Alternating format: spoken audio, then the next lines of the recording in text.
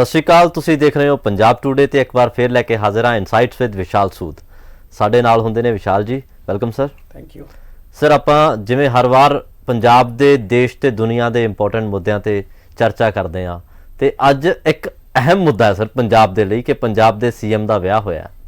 ਅੱਛਾ ਜੀ, ਸਾਡੇ ਸੀਐਮ ਦਾ ਵਿਆਹ ਤਾਂ ਸਾਨੂੰ ਗੋਡੇ ਗੋਡੇ ਚਾਹ। ਦੇਖੋ ਆਫ ਕੋਰਸ ਯੂ نو ਇੱਕ ਪ੍ਰੋਮਿਨੈਂਟ ਫਿਗਰ ਹਾਈਲਾਈਟ ਹੁੰਦੀ ਹੈ ਤੇ CM is an important figure. ਮੈਨੂੰ ਲੱਗਦਾ ਹਿਸਟਰੀ 'ਚ ਪਹਿਲੀ ਵਾਰੀ ਹੋਇਆ ਹੋਏਗਾ ਕਿ ਸੀਐਮ ਦਾ ਸੀਐਮ ਹੁੰਦੇ ਹੋਏ ਵਿਆਹ ਹੋਇਆ ਹੋਵੇ ਜੀ, ਕਿਉਂਕਿ ਮੈਨੂੰ ਨਹੀਂ ਯਾਦ ਆ ਰਿਹਾ ਕਿ ਵੈਨ ਸੀਐਮ ਵਾਜ਼ ਯੰਗ ਇਨਫ ਜਾਂ ਸੀਐਮ ਗॉट ਮੈਰਿਡ ਵਾਈਲ ਉਹ ਜਦੋਂ ਸੀਟ ਤੇ ਸੀ।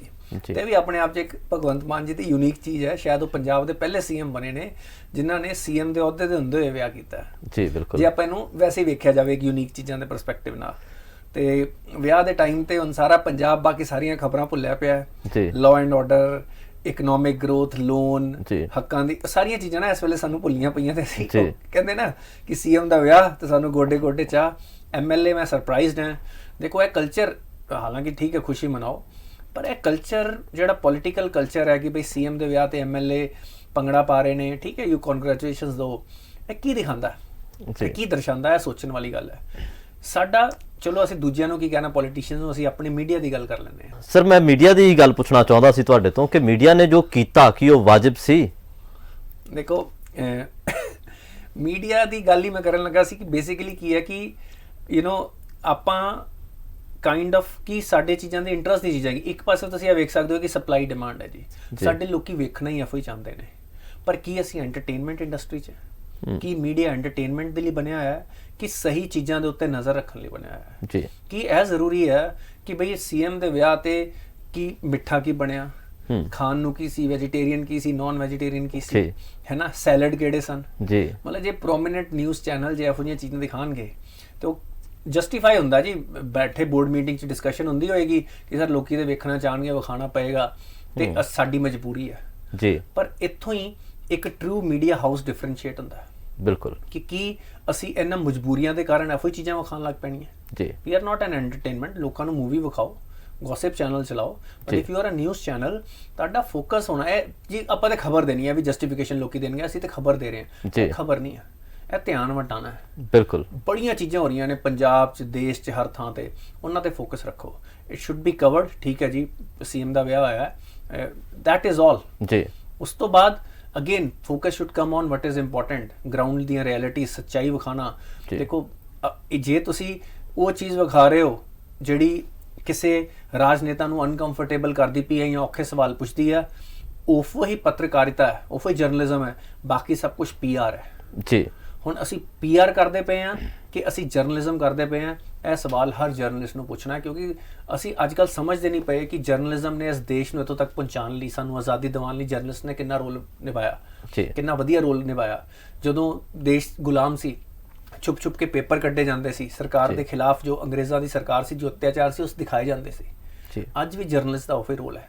ਜਰਨਲਿਸਟ ਦਾ ਰੋਲ ਇਹ ਨਹੀਂ ਹੈ ਕਿ ਬਈ ਅਸੀਂ ਵਿਆਹ ਦੀਆਂ ਫੁਟੇਜ ਵਿਖਾ ਰਹੇ ਹਾਂ, ਠੀਕ ਹੈ ਨਾ। ਤੇ ਕਿ ਇਟ ਇਜ਼ ਵੈਰੀ ਸਰਪ੍ਰਾਈਜ਼ਿੰਗ। ਤੇ ਕੋਇਨਸੀਡੈਂਟਲੀ ਸੀਐਮ ਭਗਵੰਤ ਮਾਨ ਦੇ ਜਿਹੜੇ ਵਾਈਫ ਨੇ ਡਾਕਟਰ ਗੁਰਪ੍ਰੀਤ ਕੌਰ, ਉਹ ਬੇਸਿਕਲੀ ਉਸ ਇੰਸਟੀਚਿਊਟ ਤੋਂ ਸੀ ਜਿੱਥੇ ਮੈਂ ਪਹਿਲਾਂ you نو I was director over there ਜੀ। ਤੇ ਮੈਨੂੰ ਅੱਧੇ ਲੋਕੀ ਸਵੇਰ ਦੇ ਇਹੋ ਹੀ ਪੁੱਛ ਚੁੱਕੇ ਜੀ ਤੁਹਾਡੇ ਇੰਸਟੀਚਿਊਟ ਤੋਂ ਮੈਨੂੰ ਮੁਬਾਰਕਾਂ ਦੇਈ ਜਾਂਦੇ ਪਏ ਜੀ। ਮੈਨੂੰ ਲੱਗਦਾ ਕਿ ਠੀਕ ਹੈ, it's a big news but it is not important news.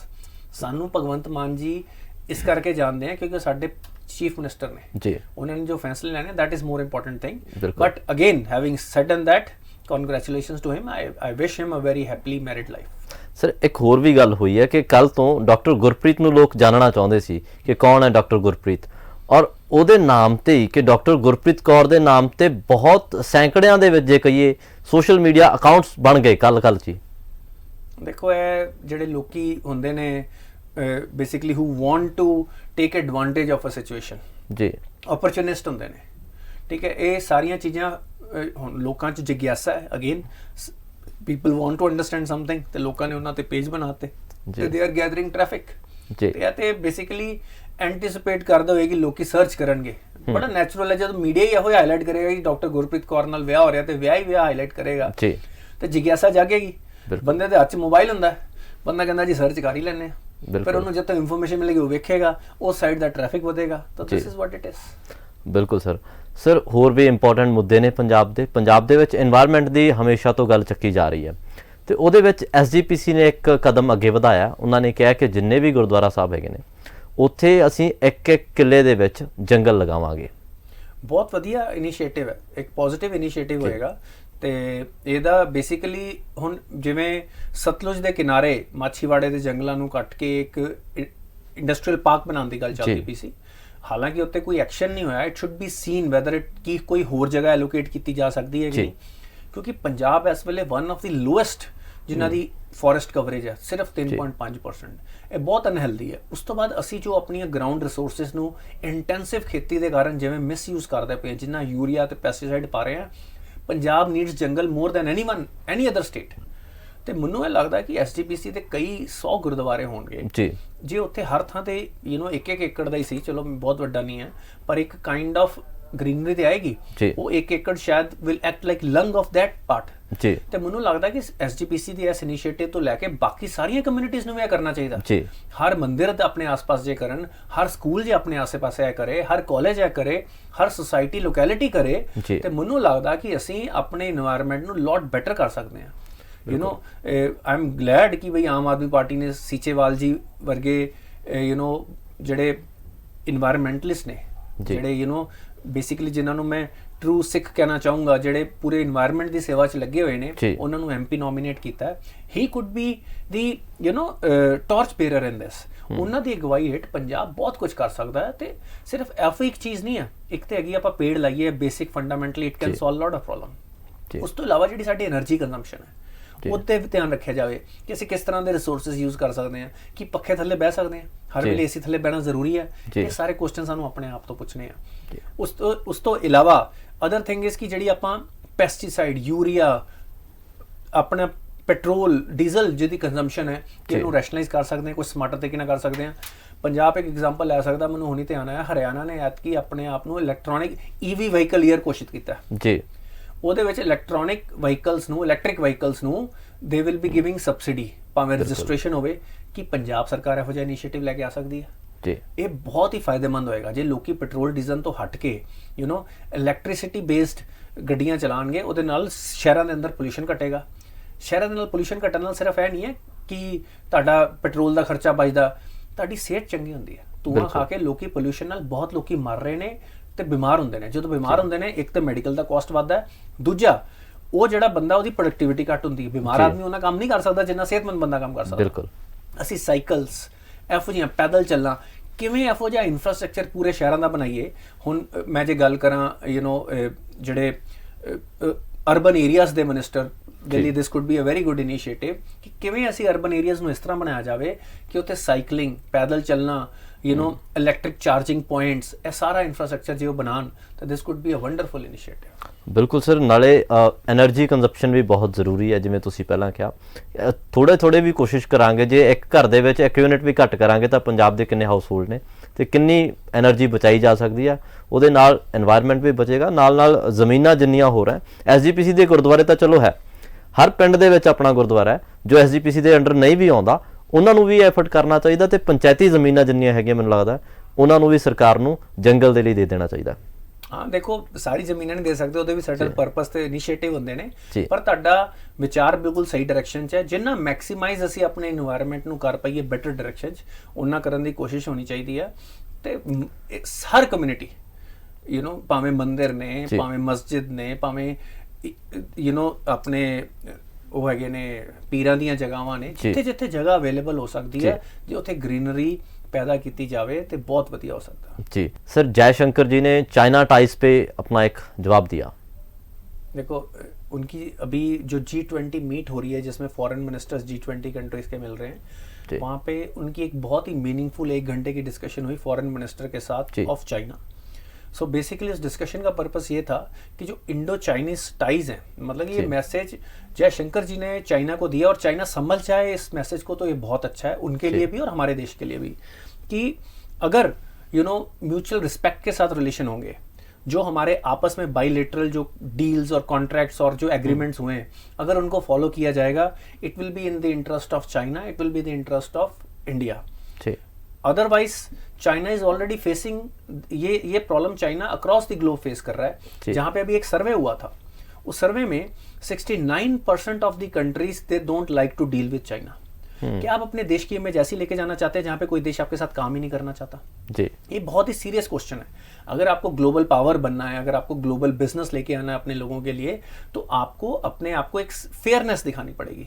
ईमानदार और fair country, person, state, city, company, उनके साथ हर कोई बिजनेस करना चाहता है। पर अगर आप हमेशा लोगों को मैनिपुलेट करना चाहेंगे तो वो कहते हैं ना, काठ की हांडी एक बार चढ़ती है, बार बार नहीं चढ़ती। चाइना ने ये अपनी काठ की हांडी एक बार चढ़ा ली है, अब ये दोबारा, दुनिया इज वेरी अलर्ट, और ये इंडिया के लिए अपॉर्चुनिटी भी है। बट क्योंकि चाइना हमारे नेबरहुड में है, तो इसलिए हमें ये कोशिश हमेशा करते रहना निरंतर कि हम इंटरिम में अपनी पीस उनके साथ बढ़ा के रखें और उनके साथ कॉन्फ्लिक्ट्स ना हो, और हम अपना काम अपनी विजन के अकॉर्डिंग कर पाए। अब मैंने वर्ड यूज किया इंटरिम जी, क्योंकि चाइना के साथ आप कभी भी लॉन्ग टर्म पीस सोचना मेरे को लगता है काफी नाइव होगा, काफी बचकाना होगा जी। क्यों मैं ऐसा बोल रहा हूं? क्योंकि चाइना में जब भी इंटरनल पॉलिटिक्स टफ होती है, राइट, जब भी उनको लगता है कि लोग हमारे खिलाफ या पार्टी के खिलाफ सोच रहे हैं, तो अपने आप एक दुश्मन खड़ा करने की कोशिश करते हैं कि जिससे वो अपने आप को खतरा दिखाते हैं, या और उससे वो देशभक्ति की भावना जगाने की कोशिश करते हैं और सब लोगों को पार्टी के पीछे लेके आने की कोशिश करते हैं। तो जब चाइना का कोई भी लीडर, प्रेसिडेंट, जब उसको लगेगा कि उनकी पॉपुलर सपोर्ट कम हो रही है या पार्टी के लोग ही उनके अगेंस्ट हो रहे हैं, तब तक वो इंडिया को यूज करते रहेंगे अपनी इंटरनल पॉलिटिक्स को मैनेज करने के लिए। पिछली बार भी 2020 में भी उन्होंने यही किया, जब वहां पे इकोनॉमिक ग्रोथ डाउन हो रही थी, जब वहां के लोग उनके प्रेसिडेंट की पॉलिसीज को क्वेश्चन कर रहे थे, उस टाइम पे उन्होंने इंडिया के साथ अपना कॉन्फ्लिक्ट दिखा के लोगों को पार्टी और पॉलिसीज के बिहाइंड किया जी। तो इसलिए चाइना के साथ लॉन्ग टर्म, और चाइना, हालांकि जयशंकर जी ने बोला कि हम इनको क्लियरली एक बार में लाइन ऑफ एक्चुअल कंट्रोल को सेटल कर लें, पर चाइना ये कभी होने ही नहीं देगा क्योंकि चाइना ये फ्लूइडिटी बना के रखता है ताकि टाइम आने पे वो इस चीज को इंटरनल और एक्सटर्नल पॉलिटिक्स के लिए या नेगोशिएशंस के लिए, आपस में जब देश के साथ कुछ नेगोशिएशंस करनी होती हैं, उसमें वो यूज कर ले जी। तो भारत सिक्योरिटी पे भी कॉम्प्रोमाइज नहीं करेगा और बिजनेस को तो बढ़ाना ही है। Of course, why should we compromise on our security? Security Paramount है। हम जो इंफ्रास्ट्रक्चर बॉर्डर पे बना रहे हैं, हम जिस तरह की टेक्नोलॉजी डेवलप कर रहे हैं, और जिस तरह से आप देखेंगे कि आसपास के देश जिनका भी चाइना के साथ किसी ना किसी मुद्दे पे विवाद है जी, या और बहुत देश हैं जो चाइना से इनसिक्योर फील कर रहे हैं, वो भारतीय वेपन्स, चाहे वो हमारी मिसाइल्स हों, चाहे हमारे फाइटर प्लेन्स हों, उसमें इंटरेस्टेड है जी। और आज इंडिया के पास वो टेक्नोलॉजी है जो लो कॉस्ट पे उनकी प्रॉब्लम सॉल्व कर सकते हैं, क्योंकि जब आपको टेक्नोलॉजी इंपोर्ट करनी है, आपके फॉरेन एक्सचेंज में बहुत प्रेशर आता है। और करंट इकोनॉमी में अगर इंडिया तेजस के थ्रू उनका लो कॉस्ट में प्रॉब्लम सॉल्व कर पा रहा है, जो वेस्टर्न कंट्रीज में उनका 1.5 गुना या 2 गुना रेट पे होगा, तो मेरे को लगता है कि जल्दी आप देखिएगा कि तेजस प्लेन्स आपको बहुत एयरफोर्स में नजर आएंगे। सर, वेस्ट बंगाल से एक पॉलिटिशियन है महुआ मित्रा, उन्होंने हिंदू देवी पर कमेंट किया, उसके लिए उनकी निंदा भी की गई और उन पे FIR भी दर्ज हुई। देखो, Mahua Mitra is a very controversial member of parliament from TMC जी, और उन्होंने जो माँ काली के ऊपर आपत्तिजनक टिप्पणी की है, उसके ऊपर TMC ने खुद उनकी निंदा की है और उनको बोला है कि ये हमारे ऑफिशियल कमेंट्स नहीं है जी, और हम खुद इसकी निंदा करते हैं। तो ये एक step in the right direction है, क्योंकि नेताओं को हमारी पब्लिक के जो रिलीजियस सेंटिमेंट्स हैं उनको हर्ट नहीं करना चाहिए जी। और FIR या बाकी चीजें एज पर दी नॉर्म्स ही होती हैं जी। पर इसके ऊपर फॉर्चुनेट बात यह है कि कोई भी पथरावबाजी, राइट, कोई भी लॉ को हाथ में लिया गया जी, आप पॉलिटिकली विरोध करिए।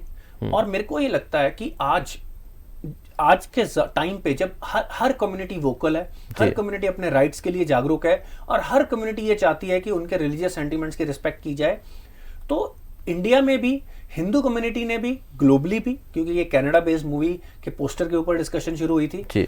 और यहाँ पे भी पॉलिटिशियंस ने और सारी कम्युनिटीज ने, सिर्फ पॉलिटिशियंस ने नहीं, जो हिंदू सोसाइटी के लोग हैं और इनफैक्ट बाकी धर्मों के लोगों ने भी इस बात की निंदा की है कि जो हमारी रिलीजियस फिगर्स हैं, जो हमारे भगवान हैं, देवी देवता हैं, उनके ऊपर आपत्तिजनक टिप्पणी करना is disrespectful to the entire community. इसका मतलब है कि आप दूसरे धर्म को अपने धर्म के बराबर ही नहीं समझते हैं जी। इसका मतलब आप एक्चुअली में आप खुद ही धार्मिक नहीं है जी।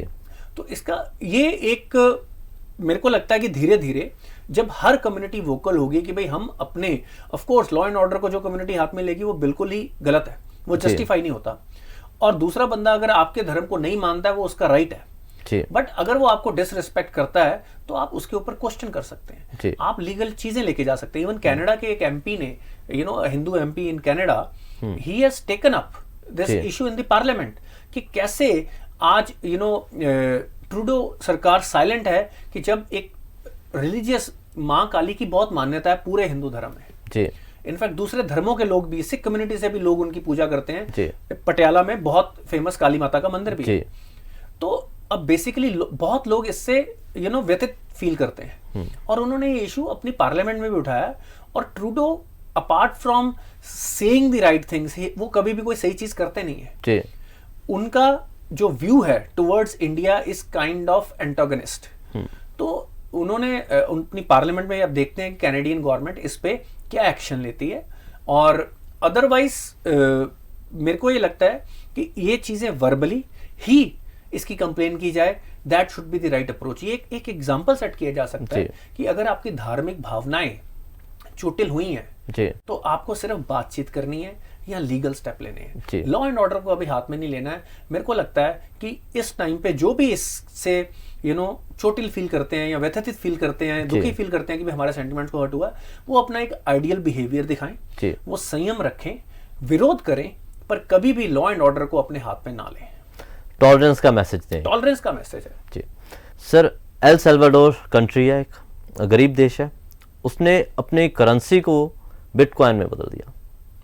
देखो, जब वहां पे अगर वो गरीब देश है और मेरे को लगता है कि उनके जो पॉलिटिशियन है वो गरीब नहीं होंगे जी, और वो एजुकेटेड भी नहीं होंगे जी। आप नेशनल करेंसी को इतनी वोलेटाइल करेंसी के तरह यूज कर रहे हो। और आज की खबर ये है कि उन्होंने बदल तो दिया था पिछले साल जी, अब वो उसका भुगतान कर रहे हैं जी।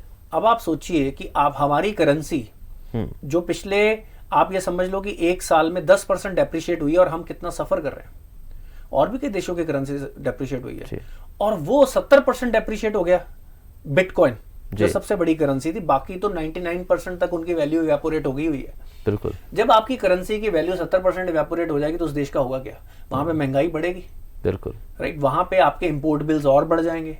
तो ये उन्होंने पूरी एक ऐप बनाई, अपने सारे लोगों को डाउनलोड कराई, सबको $30 भी दिए कि अब आप ये वाली करेंसी यूज करना शुरू करिए। लोगों ने फ्री वाले तो $30 यूज कर लिए, उसके बाद ज्यादातर लोगों ने डिजिटल करेंसी पे नहीं आए। तो ये एक बहुत बड़ा फेलियर है। और आरबीआई ने, हम इसको भारत के कॉन्टेक्स्ट में ले आते हैं क्योंकि तब ये बहुत बड़ी खबर बनी थी, एक देश ने ही क्रिप्टो करेंसी को अडॉप्ट कर लिया। तो उस टाइम पे क्रिप्टो करेंसीज की वैल्यू बहुत बड़ी थी क्योंकि ऐसा माना जा रहा था कि और भी कंट्रीज, अब ये एग्जांपल सेट हो गया, और भी कंट्रीज इसको ऑफिशियली रिकॉग्नाइज करना शुरू करेंगी। पर पिछले एक साल में इसके अंदर जिस तरह की वॉलेटिलिटी और जो क्लैरिटी नहीं है कि इस करेंसी को ड्राइव कौन कर रहा है। शायद कोई मिलिटेंट ऑर्गेनाइजेशन कर रही हो, शायद आईसीएस कर रहा हो या कोई और कर रहा हो, हमें पता ही कोई नहीं है। तो जब इस तरह की लैक ऑफ ट्रांसपेरेंसी से कोई करेंसी चलेगी तो उसको कोई भी सरकार, ग्लोबल सरकारें, यूनाइटेड नेशन कैसे चलने दे सकती है। तो धीरे धीरे अब इन करेंसीज की वैल्यू इवेपोरेट हो रही है और काफी लोग इसके अंदर अपना पैसा डुबो भी चुके हैं। क्योंकि आपने सुना होगा पिछले 1-1.5 साल में लोग कहते थे क्रिप्टो में लगाओ पैसे, क्रिप्टो में पैसे लगाओ, बट अल्टीमेटली जब उनसे यह सवाल पूछा जाता था कि इसकी वैल्यू बढ़ या कम कैसे रही है, किस बेसिस पे रही है, क्या फंडामेंटल्स है, किसी के पास कोई जवाब नहीं था। वो कहते जी वैल्यू बढ़ रही है, हमें क्या लेना देना। पर जब आप बिना सोचे समझे किसी चीज में डालेंगे तो उसके अंदर अल्टीमेटली कुछ ना कुछ तो जब तक चीजों में ट्रांसपेरेंसी नहीं है कहीं पे भी गड़बड़ हो सकती है। जी बिल्कुल। तो आरबीआई ने बिल्कुल सही डिसीजन लिया जो उन्होंने पब्लिक को सचेत किया है कि crypto currency is dangerous, it should be avoided. और आप देखेंगे अब ऊपर से जो हमने टैक्स लिए हैं, डिजिटल एसेट्स पे टैक्स लगाए हैं, उसके कारण क्रिप्टो करेंसीज में इन्वेस्टमेंट तो भारत में काफी हद तक बंद हो गई है। और मेरे को ये लगता है कि लोगों के लिए यही समझदारी है। सर, कोविड के बाद एक और महामारी फैली है, मंकी पॉक्स, उसका भी खतरा बढ़ता जा रहा है दिन ब दिन। देखो, मंकी पॉक्स जो है basically it's a variant of something like chickenpox. और अभी तक coincidentally 99% cases are happening in men. और ये बेसिकली इसको फैलने का रीजन ज्यादा ये है क्योंकि जैसे चिकन पॉक्स की अगर हम बात करें या स्मॉल पॉक्स की बात करें, वो डायरेक्ट कांटेक्ट से फैलती थी। जी। इसमें अगर आपने सेम बेडशीट्स भी यूज किए हैं उससे भी फैल जाती हैं। और इसके जो आपके ऊपर सिम्टम्स आते हैं, जो आपके ऊपर निशान से पड़ जाते हैं, वो थोड़े से डेंजरस है। लिम्फ नोड्स हो जाते हैं आपके आर्मपिट्स के अंदर और भी कई पार्ट्स के ऊपर।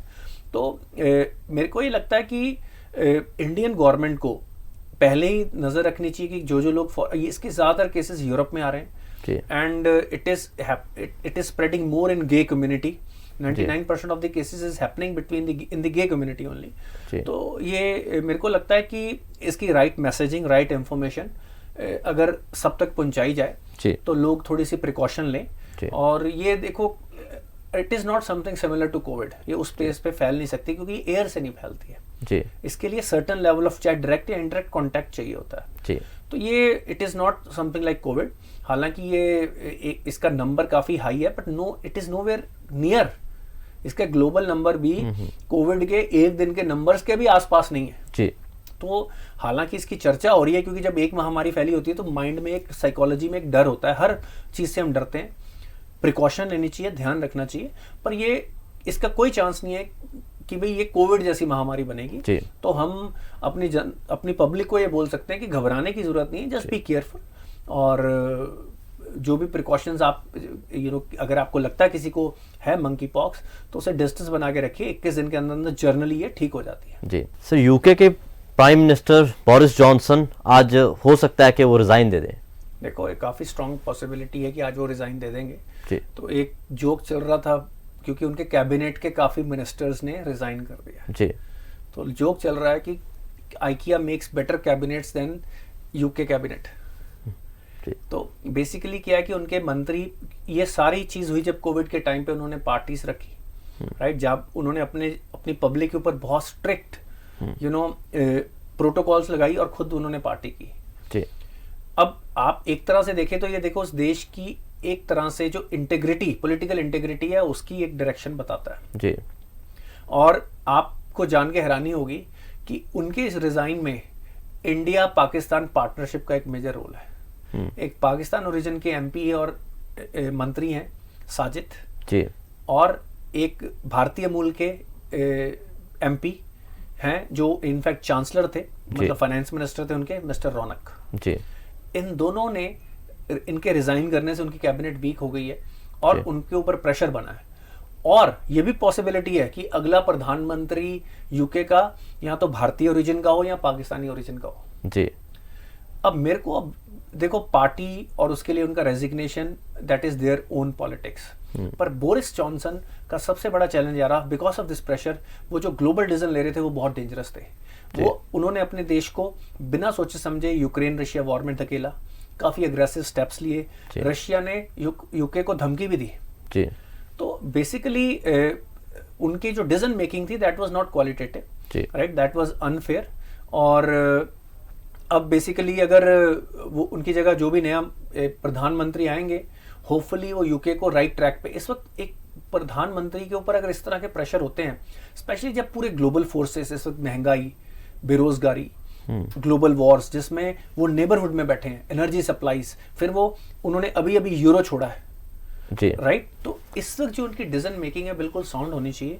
और अब ये हो सकता है कि या इंडियन या पाकिस्तानी ओरिजिन के उनके अगले प्रधानमंत्री हों, which will be a big thing. और इससे एक लेसन इंडिया पाकिस्तान को ले लेना चाहिए कि अगर इंडिया और पाकिस्तान मिलके और सिनर्जीज के साथ काम करें जी, तो अगर वो यूके के प्राइम मिनिस्टर को चेंज कर सकते हैं तो हम यहाँ पे एक ग्लोबल पावर भी बना सकते हैं जी। अब इस वक्त पाकिस्तानी नेताओं को इंडिया को अपना दुश्मन, अपनी जनता को इंडिया को अपना दुश्मन दिखाने की बजाय अगर एक फ्रेंडली कंट्री, एक बिग ब्रदर की तरह दिखाएं, और इससे उनके डिफेंस एक्सपेंस कम होंगे, राइट, वो प्रोग्रेस पे फोकस कर सकेंगे और इंडिया के साथ ट्रेड के बेनिफिट ले सकेंगे बिल्कुल। और इंडिया को ये बेनिफिट होगा कि इंडिया को एक बफर स्टेट मिलेगी जी, right, when you have to fight, कोई भी जो डिस्टर्बेंस होगी, अगर एक फ्रेंडली कंट्रीज आपके चारों तरफ हो तो ये आपकी बहुत बड़ी एक एडवांटेज बन जाती है। बिल्कुल सर, शुक्रिया सर मीनिंगफुल इनसाइट्स के लिए। इस तरह के करंट अफेयर्स और ज़रूरी जानकारी के लिए देखते रहिए इनसाइट्स विद विशाल सूद।